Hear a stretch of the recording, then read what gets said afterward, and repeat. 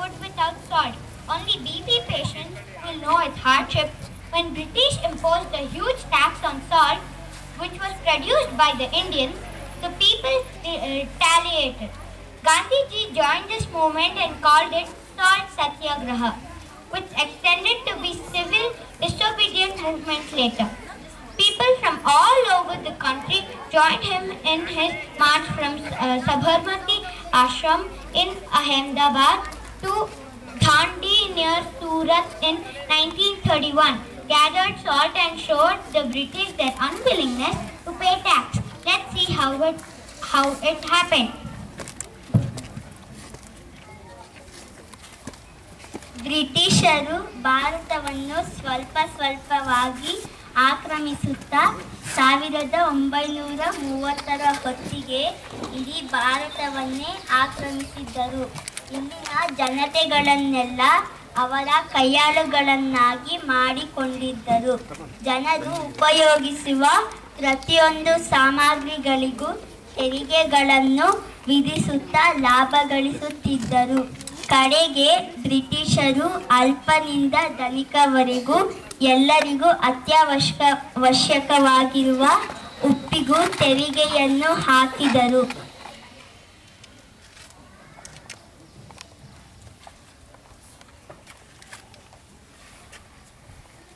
ಈ ವಿಷಯವನ್ನು ತಿಳಿದ ಜನತೆ ಬ್ರಿಟಿಷರ ಈ ಕ್ರಮವನ್ನು ವಿರೋಧಿಸಿದರು.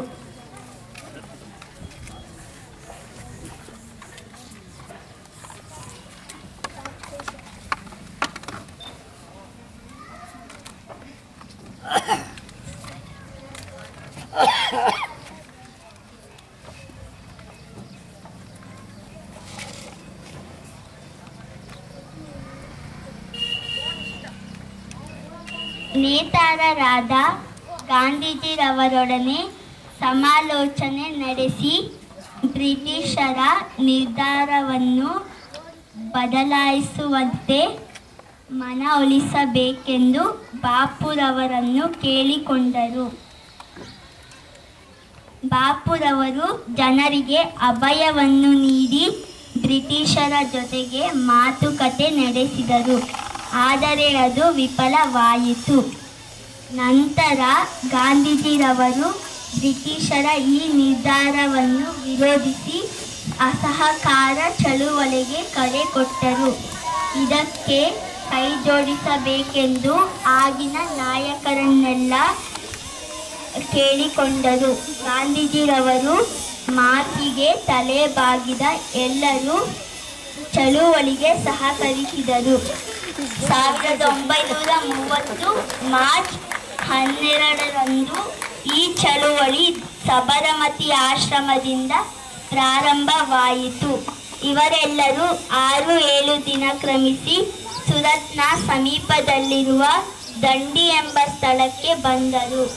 ಸಮುದ್ರದ ನೀರಿನಿಂದ ಸ್ವತಃ ಉಪ್ಪನ್ನು ತಯಾರಿಸಿ ಬ್ರಿಟಿಷರ ಉಪ್ಪಿನ ಮೇಲಿನ ತೆರಿಗೆಯನ್ನು ವಿರೋಧಿಸಿ ಇನ್ನು ಮುಂದೆ ನಾವೇ ಉಪ್ಪನ್ನು ತಯಾರಿಸಿಕೊಳ್ಳುತ್ತೇವೆ ಎಂಬ ಘೋಷಣೆಯನ್ನು ಕೂಗಿದರು.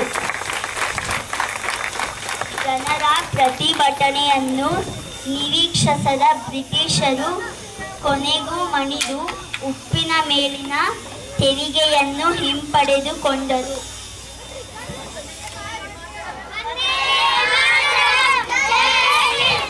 ಅಂದಿನಿಂದ ಈ ಚಳುವಳಿ ದಂಡಿ ಚಳುವಳಿ ಎಂದೇ ಪ್ರಸಿದ್ಧವಾಗಿದೆ.